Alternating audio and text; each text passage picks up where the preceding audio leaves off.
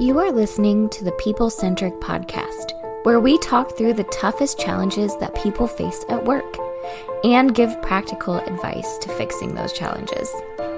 Thanks for joining our movement to create workplaces that are happier, healthier, aligned, and empowered by putting people at the center of all that we do.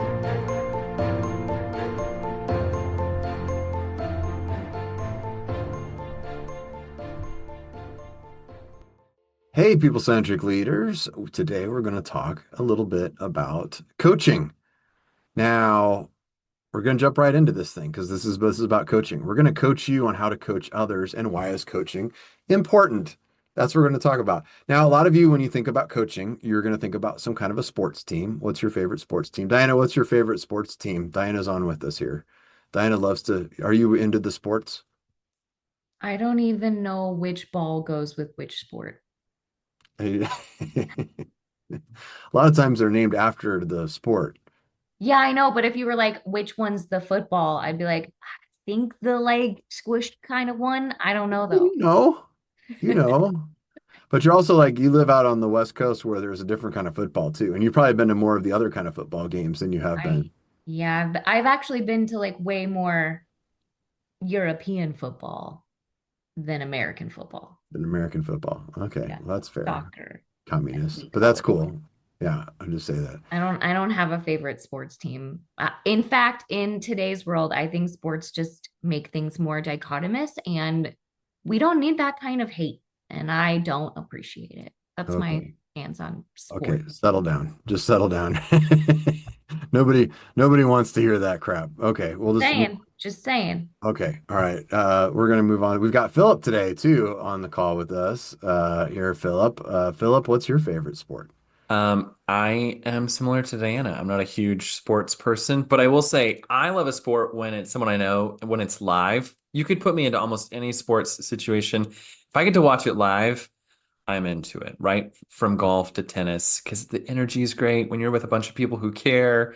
It's so much fun. We met some friends from South Africa recently who were just in St. Louis. I'm doing a Route 66 tour, and they went to a Cardinals game and they loved it. And they said, we were asking all these questions, and a lot of people around the stands didn't know how to play the game either. But we had so much fun either way. So to be a fan, that's a fun time. That's a question. Also, shout out to Springfield Cardinals fans who are unable to describe the game of baseball to somebody. So cute. That's so cute. That's nice. So what are three people? Okay, so my sport, this is Don Harkey. I should say who I am too. And I love college football. I also do I like a little basketball. I like the last 3 minutes of a basketball game. The back and forth is a lot. It's a lot. And I get impatient sometimes. Baseball, go ahead, Philip. I was going to say, did you choose multiple sports because Nebraska's football team has such a short season? You really need to love a lot of other sports. Yeah, so I mean, if you're but Diana thinks that he just slammed me. I don't think you just slammed me. Are you saying because we don't have to play the bowl games? Like they never make it to playoffs? I know enough about sports to know that Nebraska has a lot of love and it's hard earned. That's for sure. It's been rough. Yeah, as a Nebraska, thank you for noticing that. As a Nebraska fan, like when I grew up, like the first 25 years as a Husker fan, Nebraska was dominant, like awesome, like in football. And the last 10 years, not so much. And then 10 years before that, 15 years before that, pretty good mediocrity. So I remember the good old days for sure. But I still bleed red. I've got if you're watching on YouTube, you can still see my Huskers cup sitting here next to me and still love the game, right? But so what are three people, two of which do not sport very much, and one who likes to sport? What are we going to say about coaching? Well, first of all, the idea of what is coaching. So coaching is not what you think it is in terms of sports. We think about coaching like a team. You think of the person with a whistle, like yelling at everybody, like, "Oh, I'm going to give you direction. Here's what you're going to go do. Go down the run 20 laps and then come back here and we're going to do some push-ups," or the things that coaches say. That's not the kind of coaching that we're talking about here. So when we think about coaching, we could use different definitions for coaching. But the idea of coaching, I'll use the International Coaching Federation's definition of coaching, which is that coaching is a transformational journey where people discover their own true potential. That's what the International Coaching Federation's definition of coaching is. It's a transformational journey where people discover their own true potential. So what does that mean, and why are we talking about this? That's my question. Who are you and what are you doing here? Go.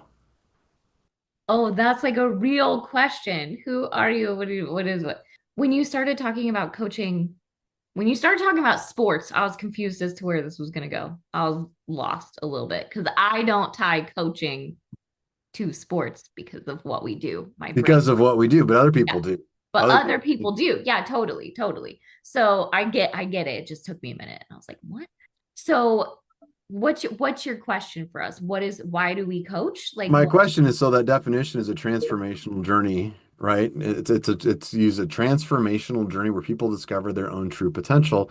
What's the use of that? What's how do we use that definition in what we do, Diana? Like you said, we do that on a regular basis as a consultant working with our clients. What does it really mean? Let's It goes back a little bit to your other analogy of coaching, the sports coaching. People do think that coaching is telling people what to do. Like, oh, you have this problem, just go do this and then it'll be solved. But the key part of that definition of from the international coaching, whatever, is your own transformation, finding your own transformation or something like that. What's the definition again? It was something like that. But regardless, it's you have to find it yourself. Don, you're muted. What did you say? Helping people what? Helping people discover their own true potential. Discover their own true potential. So if I am constantly telling you what to do, you're not discovering anything, right? If I'm like, go do this, go, you're just checking boxes. When a coach blows a whistle and says, go run 10 laps, you're not discovering anything. You're going and running the 10 laps. Yeah, you're shutting your brain off and going and running the laps. Totally. But if a coach said, your goal is to get to XYZ, what do you think you need to get there? And you were like, oh, I have to work on my leg strength. I have to work on my lungs. I have to work on my thing. I'm going to go run 10 laps. That's a different decision. That's a different mindset. I'm doing this to fulfill something else. That's not turning off your brain and going and doing what somebody else said. And the coach might be like, you do need to go run those 10 laps. But by not saying that directly and letting you discover it yourself, the running is more impactful. I love how you point out it's an extrinsic versus intrinsic difference. If you're coaching a team of people, and I bet on sports teams that had great coaches that would coach the way we say coaching happens, versus just telling a group of people to go do something. There's probably a Venn diagram. Anyone who's had an incredible sports coach probably had someone that is a good coach who leads to transformation and development. But I think a lot of people have also had just a very terrible coach or a leader that's a teller and a yeller and not someone that helps you find your own potential and helps you then take your own journey into your own hands and build that out. And, one of the things I love about the Federation's definition is that word transformation, because it doesn't say just a little bit better, just a little bit more, but it really leads to a holistic improvement or growth of a person, which if you approach coaching in that way, it's really easy to show up and say, okay, we'll have a conversation with someone. Maybe they bite it. Maybe they don't. It's really on them. And so I love that it leads to their discovery and transformation. But good coaching can only be done when the coachee leans into it and owns it and runs with it. Otherwise, it just becomes a conversation about things that could happen, right? And Diana's famous quote, you don't rise to the level of your goals, you fall to the level of your systems. And that's true for organizations and it's true for people. So your own example of, okay, if you want to run more, how are you going to do this? Like, how do you build lung capacity? What are your ideas? What have you tried? What's working for you? What's next? And I want to distinguish here for the listener or the watcher, if you're watching us on YouTube, we are on YouTube. You can see our faces. If you wonder what we look like and you've always wondered that, check us out on YouTube. You can see that. Diana's like, nope. But Diana does have some pretty flowers behind her, given to her by her husband, Jimmy. I know he did it because he texted me and told me he was doing that. And I told him, knock it off. I don't know why. You didn't know that, did you? What? Yeah, he texted you and said, these are for Diana. You'll probably see these behind. And I said, well, Diana will think they're for her, but I know they're actually for me. You too. And your bromance freaks me out every once in a while. I'm very worried. He's a wonderful, wonderful man. But if you're listening to this and you're thinking like we're pushing back against traditional coaching in terms of like teams, that's not what the conversation is. So we're not talking about sports coaching anymore. Now we're talking about how do you use this concept of coaching at work. And this is powerful whether you're an employee, whether you're a manager, whether you're an executive, at whatever level it is. because there's two different ways you could tell somebody, you can push somebody. Sometimes we talk about like a supervisory decision chart. And you think about it like, first of all, what you're doing is you're evaluating a performance of somebody around you, and then you're giving feedback on that performance. And then that person responds to the feedback. And if they respond in a way where they own the feedback, then that means that's your opportunity for coaching. Now, if they respond in a way where they don't own the feedback, which in other words, they blame other people, they don't accept responsibility for the feedback, or they push back on it, then coaching is not what you want to do. This is where you do tell. So there are times when you want to tell your employees what to do, and there's times when you want to ask them questions. Let's jump into that a little bit. Like, what are some times when you would want to just tell somebody else at work what to do? I'm just going to tell you. I'm going to blow the whistle and say run 10 laps. What's an example of a time when you might want to do that? Every day, all day. That's what I prefer. Please. Thank you. That's a good confession, Diana, but that's true for a lot of us. You're like, why can't I just go and tell everybody what to do? And we'll talk a little bit about that too. Like, what's the advantage of the other situation? Why not just tell people what to do? But when are situations where you do tell people what to do, not just when you want to, Diana? Oh man, if everyone just did what I said, it'll go real smoothly. I get it. It's everybody else. It's everybody else. But we practice empowerment on this podcast, Diana. It doesn't sound like you're having a lot of power. It sounds like you're a victim of your people. No, my people are great. They don't need me telling them what to do. Okay, so I think there are times where you just have to tell people what to do. If it's an emergency, if there's a fire, if there's a safety incident, I think those are really appropriate moments to say like, you're standing next to a flammable tank of gas. Please put your cigarette out. You don't even have to say please. Like, put your cigarette out. Get out of here. You're booted. There are moments where you can be like, this is what you need to do. But I think there are more moments where we tell people what they should do when we should be asking what they want to do next. Yeah. So let's practice that a little bit. So let's say like, okay, I'm working for you. Let's put ourselves in something that everybody understands. Let's say we're working at a restaurant, and you two are my managers, and you watched me go have an interaction with a group of customers where I was not very polite. I wasn't necessarily rude, but I wasn't very polite. I was just kind of like dead. I was just stone-faced. It wasn't a good interaction to have. You as a manager, what's your first step? You just watched me do it. I went to the table and I just went like, okay, I'm like, what can I get you? All right, all right, all right, I'll get it. Bye. And I did that kind of interaction. What's the first step as a manager? Pull you aside and be like, hey, dummy, what were you doing? Those are our clients. Those are our customers.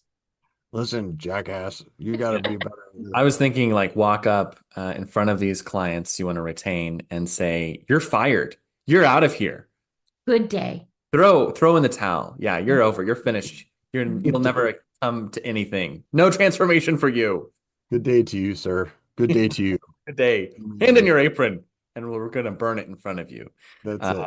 Yeah, no, I would probably instead, I would pull you to the side. And Don, I don't know if you're new or have been here for a long time, but like, hey, how's it going over there with that table? Ask a little bit like, how'd that go? Hey, I noticed this interaction wasn't your normal interaction. What did you think about it? Like, what's going on? Unpack it a little bit. Asking before telling instead of just saying, wow, that does not reach our customer service standards and is far below what you've done before. Fix yourself.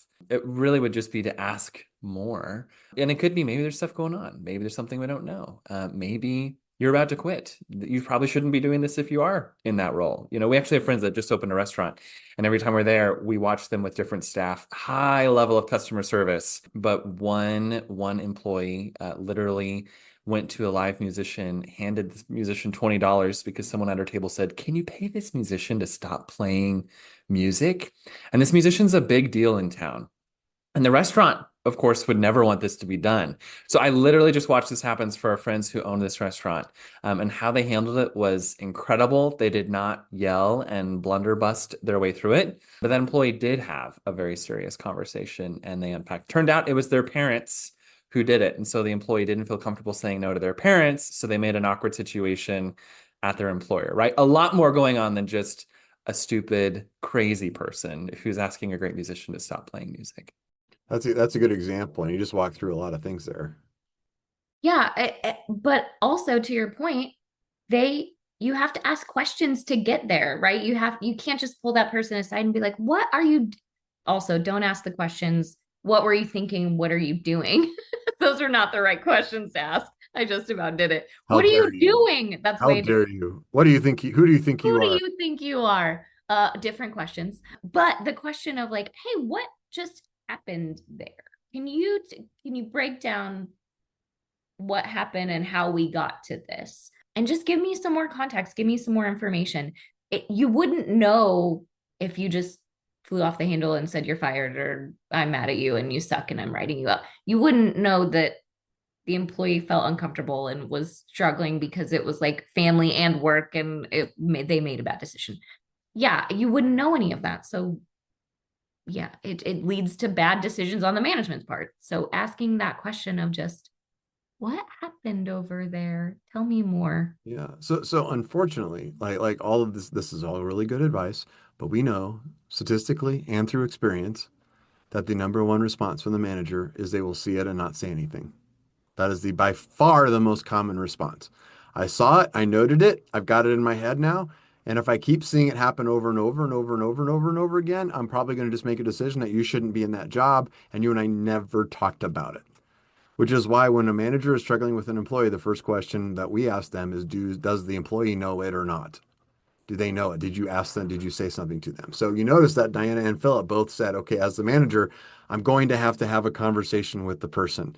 I saw it and I'm going to have a conversation. Now, it's not if you even see it multiple times. I think we want to distinguish that too.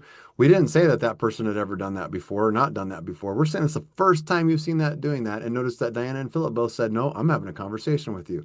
I'm pulling you aside. You notice the conversation wasn't, you're an idiot. Why did you do that? That's bad. What does that look like? It's, hey, how did that interaction didn't look like it went so well. What's going on?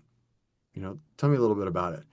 And then you're going to listen to their response. And this is an important piece to that because based on the response, it's going to help you know what to do next. If they come back and say, well, you're being a jerk too, and, or those customers I hate them. I hate all of our customers or something like that. This is where you do not employ coaching skills. So this is not what we're talking about.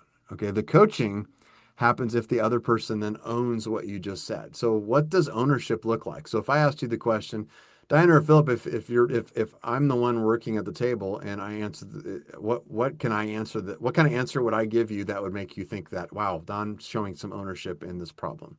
I think your example of, you just had this weird interaction with customers, and maybe you don't say, yeah, wow, I've had a terrible day, and my grandma just died, and my dog is sick, and I stubbed my toe before walking in here, and I limped to that table. I did everything I could to just help that table. Like, it may not be that dramatic, but someone that can own, yeah, that interaction, that's not my best, and this is why, kind of owning an element of it. And I would say it's kind of, in law, there's this term of the meeting of the minds, which any friend who's a lawyer says rarely happens. But I think good coaching, there's an element of the meeting of the minds where you're like, okay, we can both see enough of this is true. Let's talk about that. So if they own the reality that you saw or they own the situation and their part in it, and then you can talk about it then. Okay, well, what's going on? What could we do differently in the future? Or what is it you need more supportive from me? To your point, Don, it could go a million different ways based on how they answer. If you were to say, I'm the only one working 12 tables, there's not time to have a lot of great interaction. You're like, wow, that's a real concern. We didn't realize someone called in sick, or, we can help and support that versus you are screwing up so bad. Fix yourself. Yeah. So again, to just kind of replay that, it's the something happens that you don't like. The manager goes to the other person and gives the feedback, reflects back the situation, says, I just saw you had a customer interaction that was not good. And then you're waiting to see what the response, I reflected it back, what's going on? And then you're waiting for the response back. You're looking for ownership from the employee. Do they own it? They lean in and go, yeah, I'm just really tired today. I'm having a bad day or whatever it is. And then you could dive into that and understand that a little bit more and understand what's digging into it. Then you go into coaching mode. Or is it the response of saying like, well, yeah, I hate this job. I hate you. I hate everybody here. That's different. That's accountability mode. That's a different episode.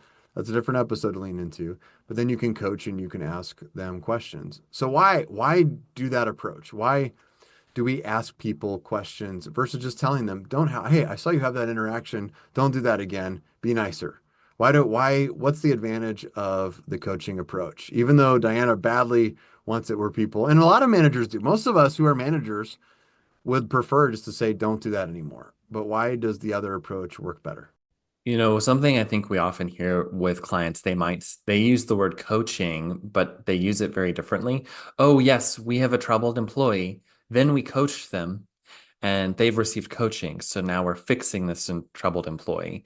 And I think we use coaching very differently. I think every employee should be coached. If you have a leader, your leader should be coaching you. So it's not just for bad employees. It's not just for good employees. It's all employees. Are they getting feedback? And I think people, especially in the States, we're afraid of being micromanagers. So whether we're control freaks who just want to control everything or not, we don't want to come across as uber controlling. So if I give you too much feedback, you might think of me as controlling. But a lot of the time that's feedback that's telling feedback as opposed to a conversation, right? Or that back and forth. Well, I like that word controlling because controlling me implies then you are in control. So what's going to happen when you're not there? If you're not there, then you don't have control anymore. Then the other person's going to make their own decisions on what to do. It's like I've disconnected the circuit and now they're just going to do whatever they want. Yeah, and I think when people ask questions, it makes you pause for a second and reflect on what actually is going on. So if Don came to me and was like, Diana, you just seem off today. You seem less chipper than usual, and that's bad. I would have to stop and be like, oh, what am I? Oh yeah, well, I didn't sleep very good last night, and this client was kind of hard on me, and Philip was mean to me. So yeah, I'm being kind of a grumpy Gus today. But then it's up to me to decide, do I share that? Do I take care of that? Or do I just like rein it in and let some of that stuff go? But it's up to me to decide because I've reflected on what I'm doing. And I think that reflection moment is really important in these conversations to like introspect. That's Yeah, good. we worked with a manager a little while ago who said that he was tired of his employees coming to him asking dumb questions. And he said, and we said, like, give me an example of a dumb question. He was like, he's an EMT, and he said he sometimes have somebody come back and they'd come back from a call and they'd be like, where does the hose go? And he's like, it goes in the cabinet marked hose. Like, that's a dumb question. Like, and you've done this multiple times. Like, what do you mean, where does the hose go? What does that look like? And so he said he's tired of them asking dumb questions. So we asked him the question. So what do you do when someone comes and asks you a dumb question? And he looked at us like we had just asked him another dumb question. And he goes, well, I answered the question. Like I answered the question. And I'm like, oh, okay. So you are training them to come to you to ask dumb questions. And he said, what's the alternative? And I said, what if you didn't answer the question? And he said, I was not aware that was an option. No one ever told me as a manager, I'm here to, if you have questions, I'm here. Come to me. I will give you the information. I will give you the rich knowledge that I have in my head. And I get that. So then what does it look like if you don't answer the question? And we said, like, what if it was, hey, where do I put this hose? And the answer to that question could be like, uh, I don't know, what were you thinking? Where would you think we could put the hose? Like, and it's hard to say that not sarcastically because it is a dumb question, but it is a little sarcastic, but you're like, where do you think we should put the hose? Well, how about maybe, and then you see the person like engage their brain and start looking around and say, oh, maybe it should go in the hose cabinet. How about in the hose cabinet? That seems reasonable to me. Good call, right? I mean, and that's a win. That sounds like it's a sarcastic thing, but what it does is it makes the other person engage their brain. There's a book called Multipliers that's out there that talks about studies that they've done that show that people's effective IQ at work is impacted by how other people coach them or don't coach them. If I always answer your questions and I never make you think about things and just come to me with the next question, your effective IQ is lower, like a lot lower. But if I ask you questions, it spurns both your brain to think about the answers, but it also encourages ownership. So let's think about like what are some good coaching like questions? Like I know both of you, Diana and Philip, are excellent coaches. You've coached people before. Can you give us any examples of things that you've like situations that you've encountered where you've asked some good questions, or what are things what are some of the tricks of the trade? Some of the tricks of the trade. That last example you gave of the people asking dumb questions. One of my favorite things to ask is, if I weren't here, what would you do? If you couldn't come to me and couldn't ask the question, what would you go do? And then I also get a lot of the responses are, I don't know. And one of my favorite questions to reflect back is, well, if you did know, just speculate, right? Like pretend you did know. And that is actually a trick. I don't remember where we learned that, but that's a trick that coaches have everywhere. So if you ever say, I don't know, and a coach is like, but what if you did? That sounds so stupid. How does that work? So Like it really doesn't stupid. sound. First time I heard that, I was like, that's the dumbest thing I've ever heard. And then I tried it with somebody and it works. It's worked every time I've used it. Works Why, every time. why does that work? I think there's it's sort of giving that person permission to not know and be okay with not knowing and still answer. It's okay that you don't know. Just give me what's in your head. So it's okay that you don't know. Just unpack it with me, right? And it's a weird human psychology trick of just like it gives them permission to say whatever they actually want to say. It's weird. It's a powerful question too, because it's different than saying, "Oh, I'm so frustrated by that silly, I don't know." You're not allowed to not know. Use your head. What do you know? It's very empowering, right? It's just, I like how it's an on-ramp question. I think lots of coaching questions can be, let's just take what we have. It might be a little bit of the picture, it might be all of the picture. Let's use that as the on-ramp to say, like, well, what do we see? What do we like? What do we not like? Is there anything around us that we've experienced that we see other people do that has worked really well that can help us know like the direction we want to go? Oh, hey, there's a lot of executives we work with who have trouble talking with their team that reports to them or their CEO. So sometimes it's like, well, what do you see someone else who has a really good relationship with your CEO? Or is there someone on your team that seems to lead that group really well? How do they start their meetings? How do they get those one-on-ones accomplished? Like, what does that look like? Or the opposite, like, who just bombs on your team? Hopefully it's not you. Like, can we look to people around you where you're like, they are really not very good? Or there's this one person that goes to our CEO and then they are always mad at each other. Like, what causes that? Let's do the opposite of that. So I always like to pull in experiences too of what do you see? What's going on around you that works well, that we can learn from? That's a great one. I also love asking the person, like, let's say something broke. I love asking, what happened? That's all I have to ask. Like, from your perspective, you tell me, like, the process broke, the person didn't show up, I was mad, the boxes aren't here, whatever it is, like, just tell me what happened. And then I'll understand more about what happened from your perspective. And then we can unpack more from there. But just starting with a baseline, like, tell me what happened. Tell me what's going on. Give it all to me is better than like, are you dumb?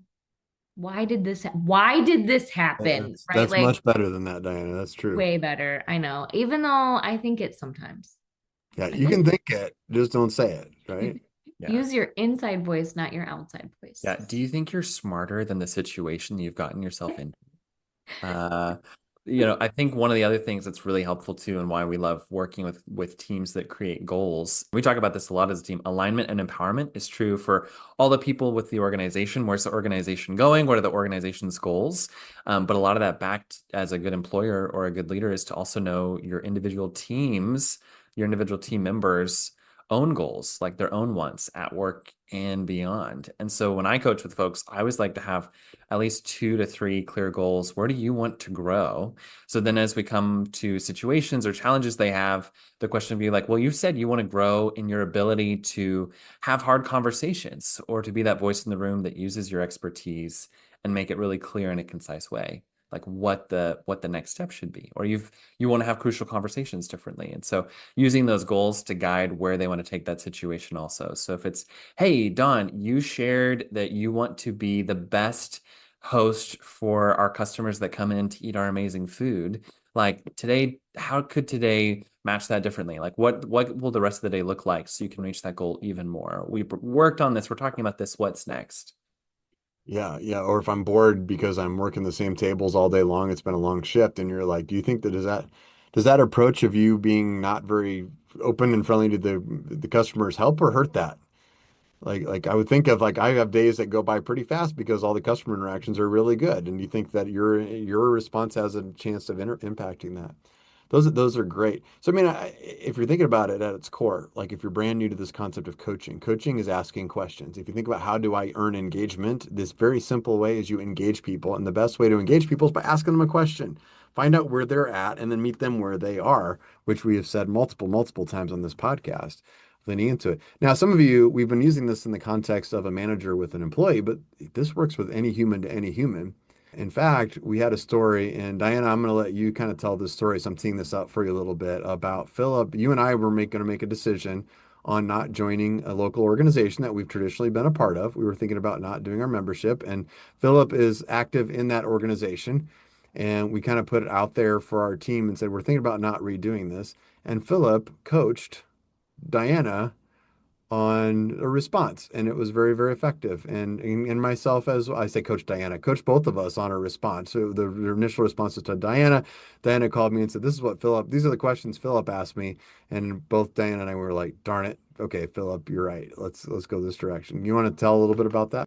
Yeah, I mean, you hit the highlights. We were frustrated with an organization that we'd been a part of for a long time, and Don and I are old people and we're a little jaded by it, and we had done a lot for this organization and we just weren't feeling valued in it anymore, and we weren't feeling the value from it anymore.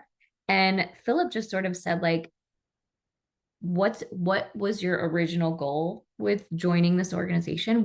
How will it help our goals going forward? And do you want to be people centric, or do you want to be somebody else? Like, what values are you breaking if you do it this way? If you take your ball and go home, are you breaking any of your own values?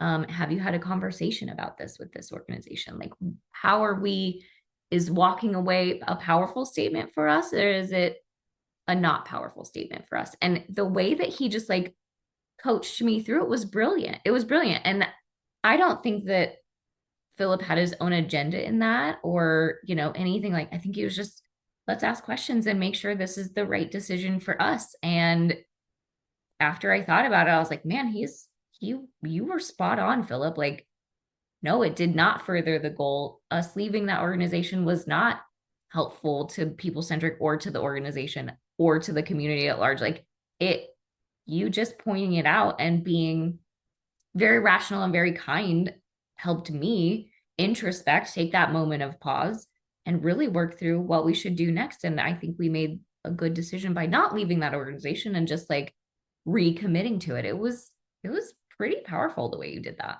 Now the art of that, give Philip a lot of credit, is Philip could have come out and said, like, well, that would be stupid. Don't do that. Don't do that. But then that would have been a pushback. And then it would have been, well, the only reason that we're part of this organization anymore is because I guess Philip wants to do it, right? Yeah. But by asking the questions, Diana, like what you just described, is like you reflected on it and then we both made a different decision than we would have made before. But we made the decision. Like, it didn't steal our autonomy. It still, which is key. And it goes back to what Philip talked about, intrinsic motivation, which means the motivation from inside versus extrinsic motivation, meaning you feel like you were coerced or pressured or rewarded into something. And intrinsic motivation is much more powerful. So just the concept that we get to think about ourselves and what decisions we make, that's just a lot more effective as an organization, for sure. Yeah, and it also changed how I feel about things. It changed how I feel about the organization also, because I took that moment to introspect. So he didn't just make it so that we made a different decision. He made it so that I felt differently about that decision as well. That was the transformation part, right? He allowed me to transform my thinking. And I think the benefit with that is knowing both of you and our own goals and our own values. It really does. We're not just saying that when we talk about that as a team. It's genuinely holding that up and saying, oh, like, is this what you want? Is this what fits with what we've done before and what we want to do moving forward?